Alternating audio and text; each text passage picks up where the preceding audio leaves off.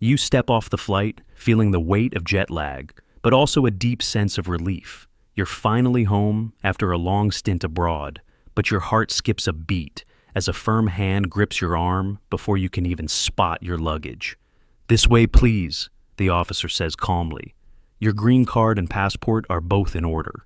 Laura, a green card holder, even if I might like that green card holder, doesn't have an indefinite right to be in the United States of America. Now let's turn our attention to the US, where concerns are mounting for green card holders as reports emerge of increased scrutiny at airports, border crossings, and other US ports of entry. Laura, a green card holder, even if I might like that green card holder, doesn't have an indefinite right to be in the United States of America.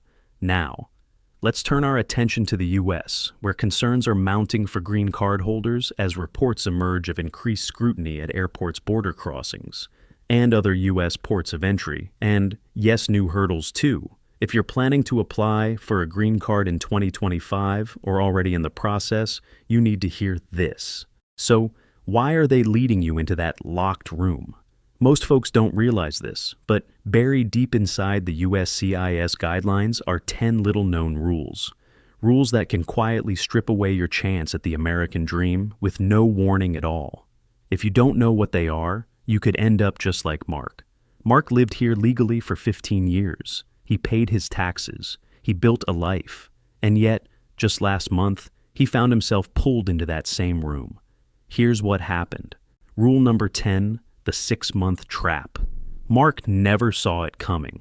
He had accepted a great job opportunity in London, 7 months overseas, good pay, and he even kept his apartment in Miami. Everything seemed above board. But when he landed back at JFK, things took a sharp turn. An officer pulled him aside. His file was flagged. Residency abandoned, they said. No appeals, no second chances. What happened? Mark had spent 212 days outside the U.S., just over the 6-month limit. That was enough for the government to consider his green card abandoned.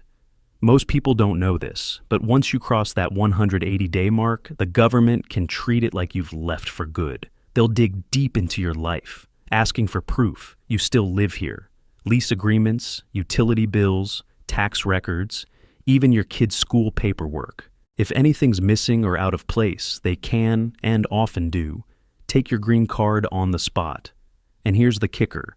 Many employers keep sending people overseas without warning them of this risk. They promise career growth, but don't mention that stepping on that plane could cost you your future in the U.S. Mark learned that the hard way too. Number 9, documents that can save your status. Here's something the many green card holders don't realize until it's too late. Your green card alone isn't enough. It might be your ticket to live in the U.S., but treat it casually, and it can disappear faster than you think. USCIS is watching closely. They look for signs that you've truly maintained your life here. So, if you want to protect your status, these 3 documents can make all the difference. Document number 1, a valid driver's license with your current address. This one's simple but powerful. An expired license or one from a different state raises red flags. And using a family member's address just to collect mail? That might work for holiday cards, but not for immigration officers. Make sure your license is active, current, and matches where you really live. Document number 2, active bank statements that show a life being lived. If your bank account has been sitting idle for months, that could be interpreted as no longer living in the U.S. They're looking for signs of normal activity, rent payments, groceries, utility bills, even the occasional overdraft fee. It all proves you're still here, living your life. Document number 3, filed tax returns. Every single year. Even if you didn't earn income, skipping your tax filing can be seen as abandoning your U.S. residency. Filing even a zero-income return proves presence. Miss a year, and you risk looking like you've left the country for good. These aren't just helpful tips. They are essential lifelines. Keep them accurate, keep them current, and keep them ready. Without them, that green card could quickly lose its power, and your place in this country could come under serious threat. Number 8, the invisible address rule. Now here's a rule that catches a lot of folks off guard. The invisible address rule. It's not printed on your green card, and it's not listed on a big poster at the airport. But it's real, and USCIS takes it very seriously. Today, immigration officials don't just check if your card is valid. They dig deeper, asking, is this person really still connected to life in the United States? And that answer needs to be proof on paper. A green card means very little if your trail of proof stops cold.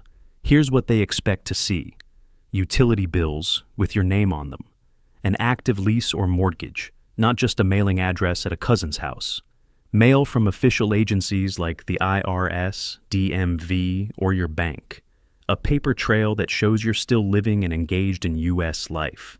If your address history disappears, USCIS may conclude that you have too. Here's the tough truth.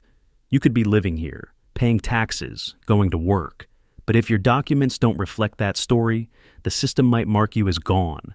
And once that happens, your green card is at risk. In the next section, we'll show how something as ordinary as your bank account could be used against you, and why it matters more than you might think. But before we go on, if you found this helpful, consider giving this video a quick like and subscribe. It helps us keep bringing you valuable updates that protect your rights and status. Now, let's keep going. You don't want to miss what comes next. Number 7, your bank account can work against you. And that's something most people don't even think about. Even if you've followed the rules, even if your intentions are good, USCIS looks at your financial activity as a sign of whether you're really living in the U.S. If your account sits silent for 90 days, no rent payments, no groceries, no gas, they may view that as proof you've quietly left. It doesn't matter if you were overseas caring for a sick relative or helping family. If your account shows no signs of daily life here, they might conclude you've given up your U.S. residency. This isn't about having a big balance. In fact, a simple $3 coffee purchase can say more than a $30,000 account that hasn't been touched. What they want to see is activity. A debit card swiped at a local store, a paycheck deposited, rent being paid from a U.S. account. That savings account you've been carefully maintaining, if you haven't used it in a while, it could actually raise suspicion. Because from USCIS's point of view, no activity means no presence. And when they compare that with your travel history, they may not ask questions. They may just decide you're gone. Your green card might say permanent resident, but a silent bank account tells a very different story. Number 6, no taxes, no residency. Your tax return isn't just a financial document anymore. It's a lifeline. Filing your taxes each year tells the U.S. government, I'm still here. I still live here. I'm still part of this country. Even if you didn't earn income, you still need to file. This isn't about whether you owe money or not. It's about proving your presence. Skip a year, and to the government, it might look like you disappeared. Even one missed return, especially if you've been traveling, can raise serious red flags. Didn't file because you were between jobs? That's a gap in your paper trail. Missed a W-2? That's now a mark against your residency. And remember, USCIS and the IRS talk to each other. If something looks off, both agencies take notice. Think of your tax return as a receipt that proves you're still here. If you stop filing, it's like quietly walking off the grid, and USCIS may take that as your answer. So, whether you earned a little or nothing at all, file every year. It's not just about playing by the rules, it's about protecting your future. Number 5, an expired green card can end it all. Let's be clear. An expired green card isn't just a minor paperwork issue. It's a serious problem, and it can cost you everything. That expiration date, it matters more than most people realize. When it passes, it doesn't just mean your card is out of date. It signals to immigration officials that you may have abandoned your permanent residency. And unfortunately, this isn't something they take lightly. Once your card expires, you're no longer protected. The Department of Homeland Security can, and often does, treat it as if you've chosen to give up your life in the U.S. There are no automatic second chances. No, I forgot. Can I fix this real quick? In some cases, they won't even let you explain. That card, maybe the one you've had for 10 or even 20 years, becomes useless the day it expires. The rules are strict. You have 12 months before expiration to get ahead of the renewal. USCIS recommends applying at least 6 months early because delays happen. If you wait too long, and especially if you try to travel with an expired card, you could be denied re-entry or even face removal proceedings. It's not about intention, it's about paperwork, and your card is your proof that you belong here. So, if your green card is expired or close to it, don't wait. Go to the USCIS website. Start the renewal process today. Because once that card lapses, you're not just out of compliance, you're at risk. And all the years you've spent building a life here could be erased in a single border crossing. Number 4, family emergencies require documentation. We all know family comes first, but in the eyes of USCIS, even the most personal emergencies can be held against you, unless you have the right paperwork. Maybe you had to leave the country to care for an aging parent, or you spent time overseas tending to a sick child. To most of us, that's just being a decent human being. But to immigration officers, it's something else entirely, a possible sign you've abandoned your residency. The system isn't built around empathy. It runs on forms, signatures, and dates. If you stayed abroad more than 180 days, even for good reason, you're expected to prove why. Here's what they look for: hospital records, properly stamped and signed; official death certificates, translated and certified; doctor's notes, documenting every day of your absence. Without these, they may treat your absence as if it never happened. The funeral you flew home for, they may not acknowledge it. Your mother's illness, just a claim on paper. Your child's condition, a question mark. It's hard to hear, but USCIS doesn't assume the best. They assume the worst, and you'll need to work hard to prove otherwise. The harsh truth is this: even in a time of deep personal loss, your immigration status is on the line. And if you're not prepared with documentation, you could lose both your loved one and your future in the United States. Number 3, the abandonment profile. Behind the scenes, USCIS has created a powerful tool that tracks signs of residency abandonment. It's called the abandonment profile, and you might already be on their radar without knowing it. This system doesn't just look at how long you've been away. It scans for patterns, signs that you've quietly faded out of American life. Here's what triggers it: no active lease or mortgage, a driver's license that's expired or from another state, no recent purchases at U.S. stores or gas stations, canceled utilities, expired car registration, or even changes to your voter registration. It's not personal, it's automated. The system flags anything that looks like you've disconnected. And once you're flagged, you might only find out when it's too late, like being stopped at the border or questioned during a renewal. You'll be expected to explain your absence and produce documents you probably didn't know you were supposed to keep. This is the new reality. A digital system decides if you still belong here. The only defense: a strong, consistent paper trail. Keep your lease current. Use your bank account regularly. Maintain an active driver's license. And keep all your official mail and tax records in order. Because once that system thinks you've gone off the grid, your green card might not protect you anymore. Number 2, re-entering the U.S. feels like a federal interview. Coming back into the United States as a green card holder isn't what it used to be. There was a time when an officer gave your passport a quick glance and waved you through. Not anymore.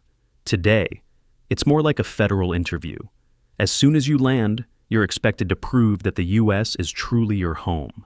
It's not enough to simply show your green card. Officers may ask for a current lease or mortgage statement, recent pay stubs or tax returns, utility bills with your name and an active U.S. address, bank statements that show local activity, school records for your children if applicable, medical records if you've received care here. They want to see a complete picture that tells one story: you live here, full stop. One small detail, like an outdated address or a lapsed driver's license, can land you in secondary screening. There, the questions get tougher. Why were you gone? Where do you live? Do you still work in the U.S.? And most importantly, they'll expect you to back it all up with documents. That green card in your wallet, It's just plastic unless it's supported by real proof of ongoing life in America.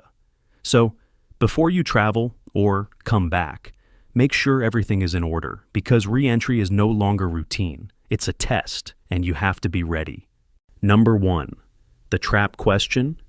There's one question that seems simple, but it can undo everything. Where do you live? You may think it's just small talk, but for immigration officers, it's a trap, a test of truthfulness, confidence, and proof. They're not just listening to your answer, they're watching your body language, timing your pause, and noting any hesitation. Stumble on your street name, can't recall your zip code, need a second to think about it? That alone could raise suspicion. To them, if you hesitate, it might mean you don't really live in the U.S., and no matter how long you've built a life here, family, job, taxes, it can all come into question in an instant. The system isn't kind about it either.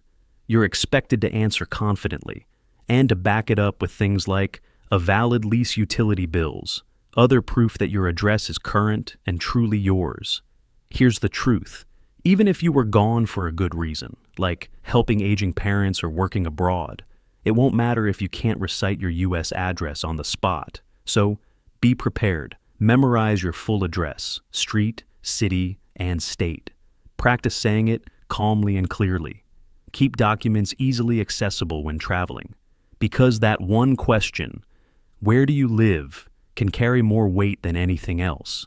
Your green card doesn't guarantee anything anymore. It's not just a document, it's a responsibility. Every trip abroad, every expired license, every unanswered question at the border, all of it can put your future at risk. But now, you know what's really going on. You know the hidden rules, the documents that protect you, and the question that could take it all away. So, here's what to do next. Subscribe to this channel so you don't miss critical updates. Turn on notifications so you're never caught off guard. Share this video with anyone who holds a green card, your friends, your family, because what you know could help them stay here too. In the world of immigration, what you don't know can hurt you. But what you do next, that's what protects your American dream. Subscribe for more videos like this.